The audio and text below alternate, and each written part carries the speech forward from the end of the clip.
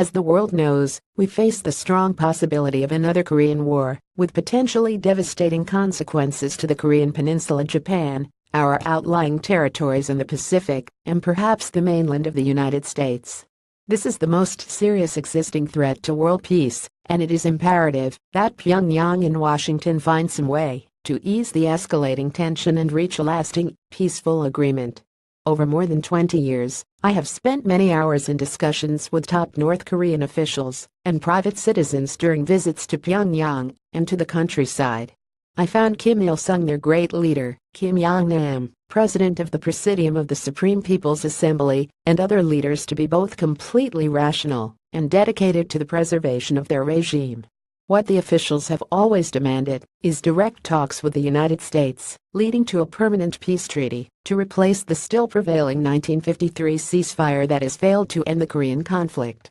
They want an end to sanctions, a guarantee that there will be no military attack on a peaceful North Korea, and eventual normal relations between their country and the international community. I have visited with people who are starving. Still today, millions suffer from famine and food insecurity, and seem to be completely loyal to their top leader.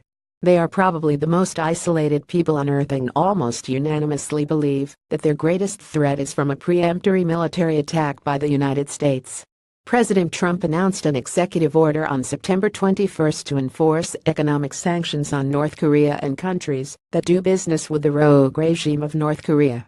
The Washington Post: the top priority of North Korea's leaders is to preserve their regime and keep it as free as possible from outside control. They are largely immune from influence or pressure from outside. During the time of the current leader, Kim Jong-un, this immunity has also applied to China, whose leaders want to avoid a regime collapse in North Korea, or having to contemplate a nuclear armed Japan or South Korea. Until now, severe economic sanctions have not prevented North Korea from developing a formidable and dedicated military force, including long-range nuclear missiles, utilizing a surprising level of scientific and technological capability. There is no remaining chance that it will agree to a total denuclearization, as it has seen what happened in denuclearized Libya, and assess the doubtful status of U.S. adherence to the Iran nuclear agreement. There have been a number of suggestions for resolving this crisis, including military strikes on North Korea's nuclear facilities, more severe economic punishment, the forging of a protective nuclear agreement between China and North Korea similar to those between the United States and South Korea and Japan, a real enforcement of the Non-Proliferation Treaty by all nuclear weapons states not to expand their arsenals, and ending annual U.S.-South Korean military exercises.